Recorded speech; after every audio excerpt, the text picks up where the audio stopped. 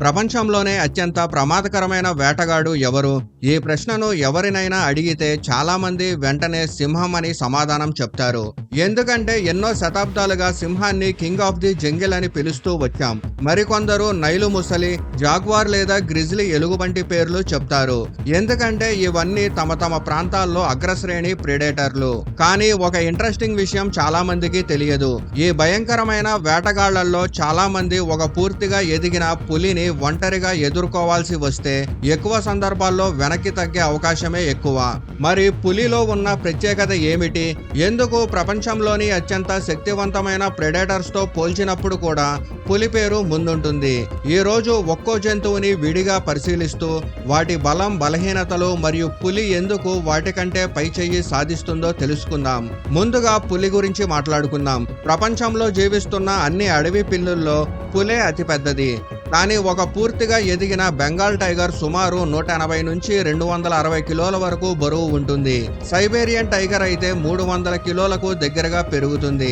కానీ కేవలం బరువు వల్లే పులి అంత ప్రమాదకరమని అనుకుంటే అది పెద్ద పొరపాటే అవుతుంది.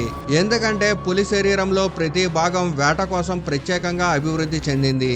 దాని ముందు కాళ్లలోని కండరాలు అద్భుతమైన బలం కలిగి ఉంటాయి. ఒకే ఒక్క పంజా దెబ్బతో పెద్ద జింకలను, అడవి పందుల్ని నేలకూల్చగలదు.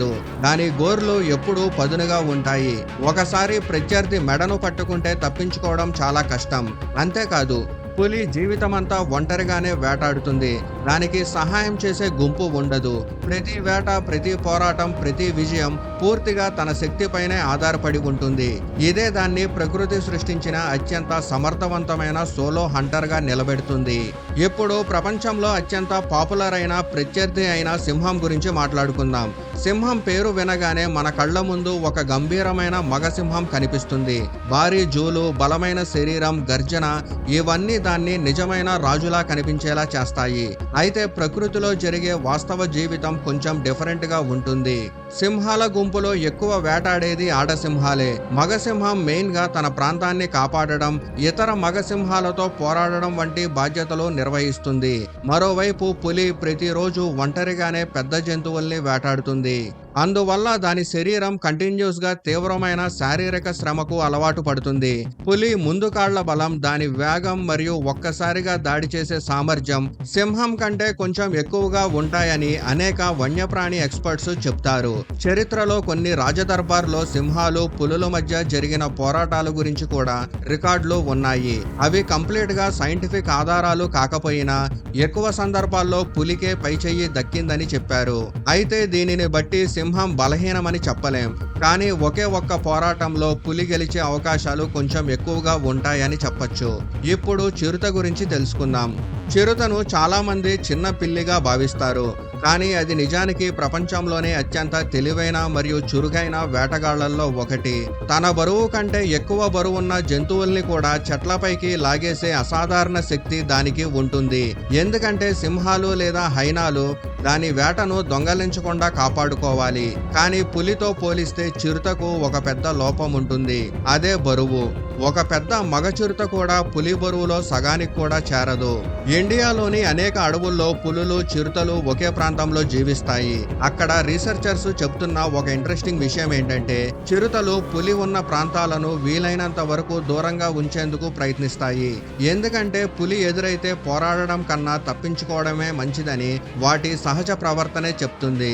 ఒకవేళ పోరాటం తప్పనిసరిగా జరిగితే పులి భారీ శరీరం, ఎక్కువ బలం మరియు ఒక పంజా దెబ్బతో పరిస్థితిని పూర్తిగా మార్చేసే శక్తి కారణంగా చిరుతకు అవకాశాలు చాలా తక్కువగా ఉంటాయి.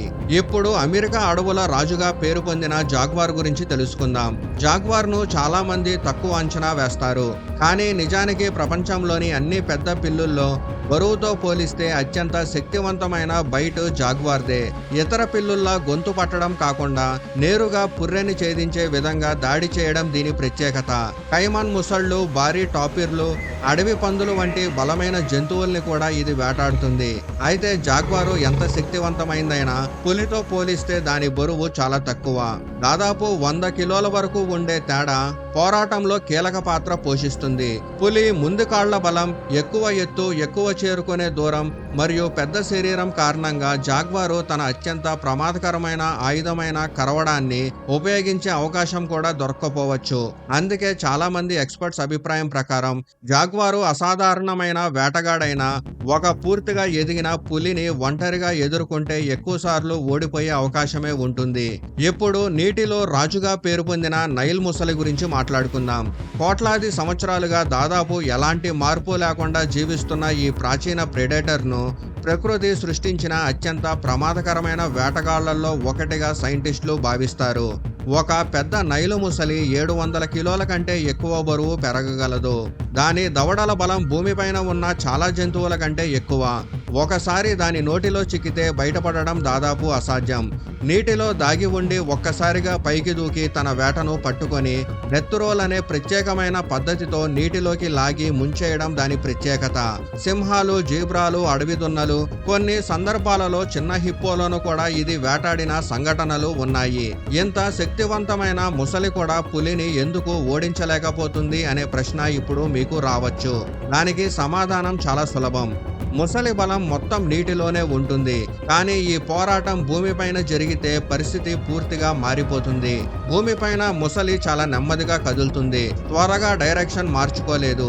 తన దవడలే దాని మెయిన్ ఆయుధం. కానీ పులి పరిస్థితి వేరేలా ఉంటుంది. అది అద్భుతమైన వేగంతో ప్రత్యర్థి చుట్టూ తిరుగుతూ సరైన సమయం కోసం వేచి చూస్తుంది.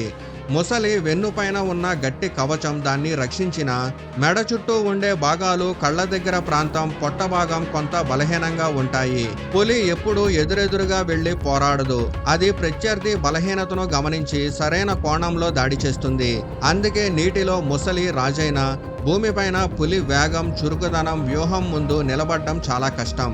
ఇప్పుడు ప్రపంచంలోనే అత్యంత తెలివైన ప్రెడేటర్స్ లో ఒకటైన గ్రే వుల్ఫ్ లేదా తోడేలు గురించి తెలుసుకుందాం. తోడేళ్లు ఒంటరిగా కాకుండా గుంపుగా ఉన్నప్పుడు ఎంత ప్రమాదకరంగా మారతాయో మనందరికీ తెలుసు. 10 లేదా 12 తోడేళ్లు కలిసి ఒక పెద్ద దుప్పిని లేదా అడవి ఎద్దును కూడా కూల్చగలవు. అవి ఒకరికొకరు సిగ్నల్స్ ఇస్తూ బాధ్యతలను పంచుకుంటూ అద్భుతమైన టీం వర్క్ తో వేటాడతాయి. కానీ అదే తోడేలు ఒంటరిగా ఉండే పరిస్థితి పూర్తిగా మారిపోతుంది. ఒక పెద్ద మగ తోడేలు బరువు సాధారణంగా 40 నుంచి 70 కిలోల మధ్య ఉంటుంది. అంటే ఒక పెద్ద పులి బరువులో దాదాపు 3వ వంతు మాత్రమే. రష్యాలో ఆర్మూర్ టైగర్లు, గ్రే వుల్ఫ్లు ఒకే అడవిలో జీవిస్తాయి. అక్కడ జరిగిన రీసెర్చర్స్ లో ఒక ఇంట్రెస్టింగ్ విషయం బయటపడింది. తోడేళ్లు పులి వాసన వచ్చిన ప్రాంతాలను వీలైనంత వరకు దూరంగా ఉంచుతాయి. ఎందుకంటే ఒంటరిగా పులిని ఎదుర్కొనే ప్రయత్నం చేస్తే బతికే అవకాశాలు చాలా తక్కువగా ఉంటాయని వాటి సహజ ప్రవర్తనే చెప్తుంది. గుంపు లేకుండా తోడేలు తన అసలు బలాన్ని కోల్పోతుంది. కానీ పులికి ఎలాంటి సహాయం అవసరం ఉండదు.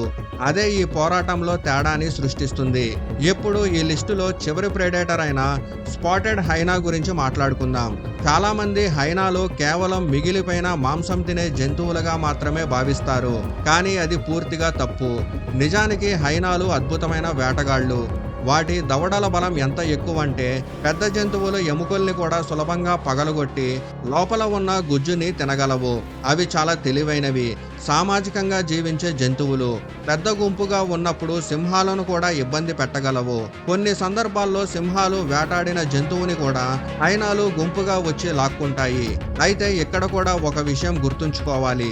హైనాల బలం దాని గుంపులోనే ఉంటుంది. ఒంటరిగా ఉన్న హైనా పరిస్థితి పూర్తిగా వేరేలా ఉంటుంది. పులితో పోలిస్తే దాని బరువు చాలా తక్కువ. ముందు కాళ్ల బలం, పంజాల శక్తి, దాడి చేసే తీరు, వేగం వంటి అంశాల్లో పులికే స్పష్టమైన ఆధిక్యం ఉంటుంది. అందుకే ఒక ఒంటరి హైనా పులిని ఎదుర్కొంటే గెలిచే అవకాశాలు చాలా తక్కువ. ఇప్పుడు ఈ మొత్తం లిస్టుని ఒకసారి వెనక్కి తిరిగి చూసుకుంటే ఒక ఇంట్రెస్టింగ్ విషయం మనకు అర్థమవుతుంది. ఈ 6 జంతువులు తమ తమ ప్రాంతాల్లో అగ్రశ్రేణి ప్రెడేటర్లే. సింహం ఆఫ్రికా సవానాల్లో రాజు. జాగ్వార్ అమెజాన్ అడవుల్లో అగ్రస్థానంలో ఉంటుంది. నైలు ముసలి నీటిలో అత్యంత ప్రమాదకరమైన వేటగాడు. తోడేళ్లు, హైనాలు గుంపుగా ఉన్నప్పుడు అద్భుతమైన వేటగాళ్లు. చిరుత తన చురుకుదనంతో ప్రపంచంలోనే అత్యంత తెలివైన పిల్లుల్లో ఒకటిగా గుర్తింపు పొందింది. కానీ వీటన్నిటిలో ఒకే ఒక్క జంతువు మాత్రం ప్రతిరోజు ఒంటరిగానే జీవిస్తుంది, ఒంటరిగానే వేటాడుతుంది, ఒంటరిగానే గెలుస్తుంది. అదే పులి. అయితే ఇక్కడ ఒక ముఖ్యమైన విషయం గుర్తుంచుకోవాలి. ప్రకృతిలో జంతువులు ఇలా రింగులోకి దిగి ఒకదానితో ఒకటి పోరాడవు. ప్రతి జంతువు తన ఆవాసానికి, తన జీవన విధానానికి అనుగుణంగా లక్షల సంవత్సరాల పరిణామ క్రమంలో అభివృద్ధి చెందింది. నీటిలో ముసలిని మరే జంతువు అంత సులభంగా ఓడించలేదు. గుంపుగా ఉన్న తోడేళ్లు, హైనాలు చాలా ప్రమాదకరమైనవి. సింహం కూడా తన ప్రాంతంలో అద్భుతమైన ప్రెడేటర్.